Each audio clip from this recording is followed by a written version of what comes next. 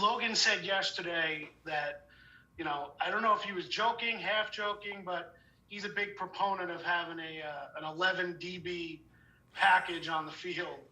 I don't know where you're with that, but the depth that you guys have on the back end this year coming in, what does that allow a coordinator to do in this league with the way things have changed offensively and continue to evolve? What you have on the back end as far as options go. Well, to combat what Logan say, I'm an old D line coach. I wouldn't mind having 11 D tackles out there as long as I knew they were going to run the ball. But having depth is a good thing. Again, we don't know yet. We got such a long way to go before we have an idea of who these players are completely. We know what's on tape, and we're working with them now to go through the process. But as we work through mini camp and the rest of the off season and going into the summer with training camp, we'll find out more. But I like having a lot of good players. I know Joe likes having a lot of good players, and hopefully we play to that. But we put a place of value on guys being multiple. So if you could cover, you could tackle, you could defend the run, that's always a good thing. So, and we'll try to do our best to put them in the right spots and make it confusing for the offense. Chris Signato. Hey, Coach, how you doing? I'm doing well. Yourself? Good. First off, Coach Joe from Crosby wishes you well, and he's expecting his training camp invite, just to let you know. Well, I think it's open to no, I'm joking. He can come. He can come anytime. Coach, Adoree Jackson, Mm-hmm. what did you see from him, from his Tennessee days, and putting him opposite of James? How has that changed now, your scheme-wise, going into this season? Well, for Adoree, he's fast, he's athletic, he could tackle, and he could get his hands on the ball. So, for me, again, you can't have enough good DBs because, as you can see throughout the league, just take a look at the team that won the Super Bowl. Tampa Bay, they were like 5 or 6 deep at wide receivers. So, and plus they had tight ends, and then they're going to have another tight end coming back. So you got to be able to cover these guys. First game of the year against Denver. Not that we're focused on that, but they got a bunch of receivers with a guy who was on injured coming back there and that to add to that list. So you can't go wrong with having a bunch of DBs, but we're happy to have Adoree. His skill set. You can watch the tape and figure that out. But there's other guys too that we're excited about. Darnay Holmes, Aaron Robinson. These guys that are all in the mix. I'm excited about our group.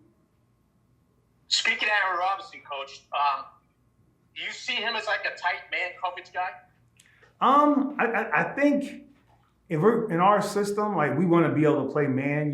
It comes down to third down, red area, 2 minute. Where in this league, you're going to have to play some version of man at some point. So I think can he play man? He definitely did that at Central Florida.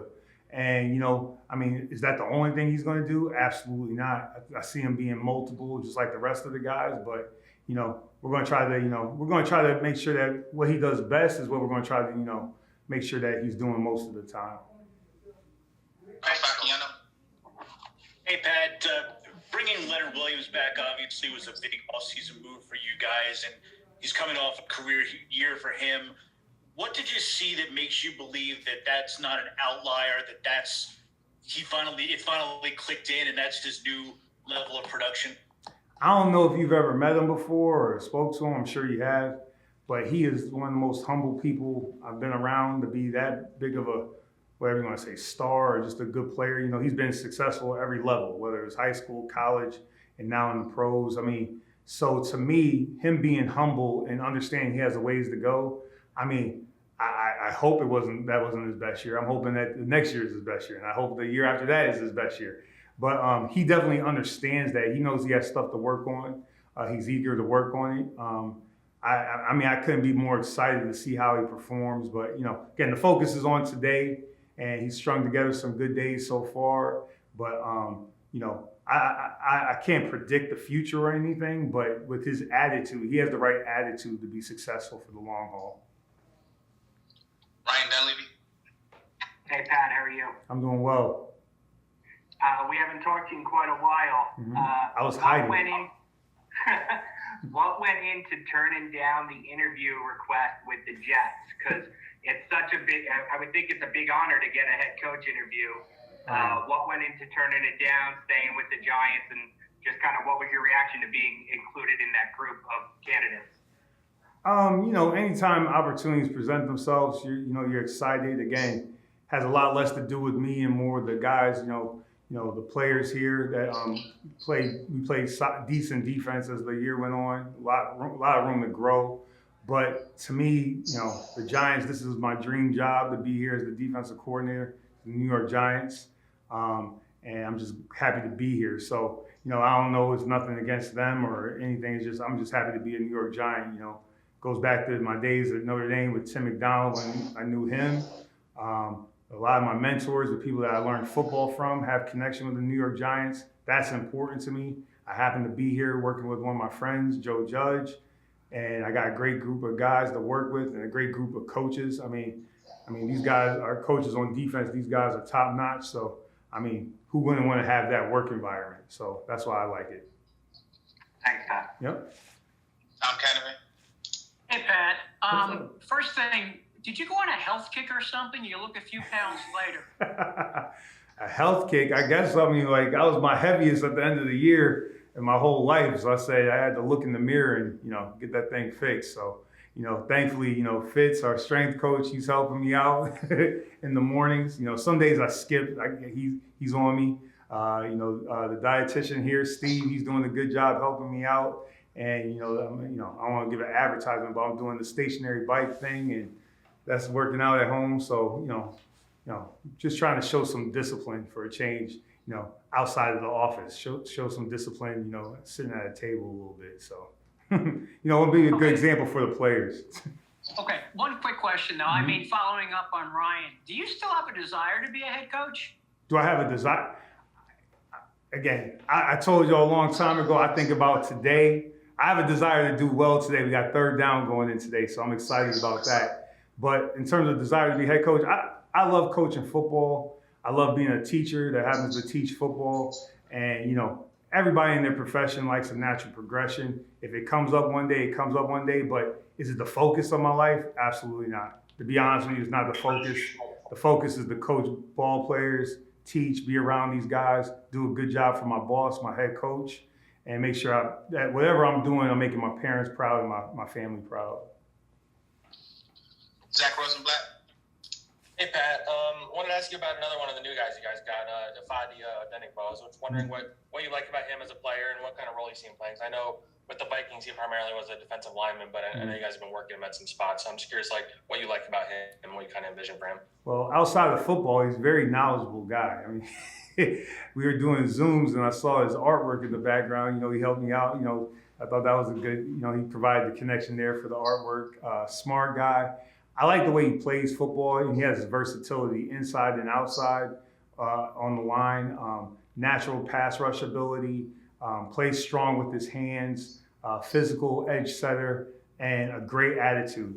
He's always soaking it up. He's very serious, but he can play around a little bit. He was joking with me yesterday. I was like, I don't feel your energy out here. He's like, Coach, I'm focused. And he gave me a little shove, and I definitely felt it. Being down this weight, I definitely felt it, but but I like him. He's good football player for the reasons why we like those guys. Plays with his hands, plays with his base, plays good with his good discipline, all that stuff right there. Did you cross paths with Kyle Rudolph at Notre Dame? Were you Oh yeah. Back in the day when they called him, I don't call him Rudy anymore. I'm sure people still, because he's a grown man now. I was there when he was like a freshman. But he looked like a grown man when he was a freshman there at Notre Dame. But yeah, so when we played Minnesota throughout the years, I was always surprised he remembered me because I was a young buck back then. But yeah, definitely ran across him. And Duggan. Hey Pat, your edge rushing group kind of looks a lot different. You got obviously some draft picks. You signed a few guys. If guys come back from injury, just how do you view that position right now? What are you expecting out of that group? Right now, a big part of their evaluation happens in training camp because, you say the edge rushers, this guy's got to set the edge in the run game. They got to play blocks. And, we get that evaluation part come training camp. But I'm pleased right now with how they're grasping the system, understanding the different, ways we'll use them, whether it's rushing, covering, playing the run, whatever it may be, stunning them, playing technique. but I'm happy with the progress they're making. But their true evaluation comes in training camp, just like everybody else, but even more so for the guys in the front. You know, we talk about the run, we walk through drills for the run, but the run game comes up, and the toughness in the run game comes up in training camp when they're allowed to hit each other. Thanks, Pat. Mm-hmm. We'll take two more. Pat Leonard, Paul Schwartz. Pat Leonard. Hey, Pat, how you doing? Good to see you. How you doing? Good. So you mentioned this a little bit already, but how important is it? It might sound obvious that you now have personnel that allows you to play man-to-man on any down. And how helpful is it maybe that you had to get so creative last year that maybe expands what your playbook looks like for this season when you have more options? Well, and I know, like, we didn't play a ton of man last year, but we still we picked spots to play the man. So, like, again, like those guys last year, when they did a good job what we asked them to do. Like, we mixed up more zone and then we had man in the past. But, like, again, I don't know what the recipe is going to be for this year yet. But I don't want to be I'm not saying you were, but I don't want to be disrespectful to the guys that were here last year that aren't here. But, like, you know, I mean, Adoree brings another element to it. Aaron Robinson, Darnay, they bring another element to it. So will we probably be in more man? Possibly. I mean, you know, but it's always good to have that problem. So we're going to try to do what's best for that game plan. But, you know, you need to play man-to-man coverage in this league, period, point blank. And obviously, you know, 6 wins last year, we didn't do enough on defense. So that to help with that. So, like, we're looking at all options, whether it's the blitz more, play blitz less, play less zone, play more man. We need a whole lot of options. 6 wins is not going to cut it. Thanks. Yep. Last one here, Paul Schwartz. Hey, Pat. What's up? Hey, you're looking good. I was wondering, what was your thought process during the draft when you guys traded down to 50? And Aziz is sitting there, and you got to wait, 7 or 8 picks to see him there, and your anxiety maybe about getting him. And then what do you like about him, and what have you seen so far in the field with him? I was excited to see him there, to be honest with you, and glad we have him. What I've seen is he's a rookie. All right, he's trying to learn the system, and he has some familiarity with it because some of the verbiage is similar to Georgia and the system they've been in. And luckily we have coaches that have coached them before, so a little familiarity with that.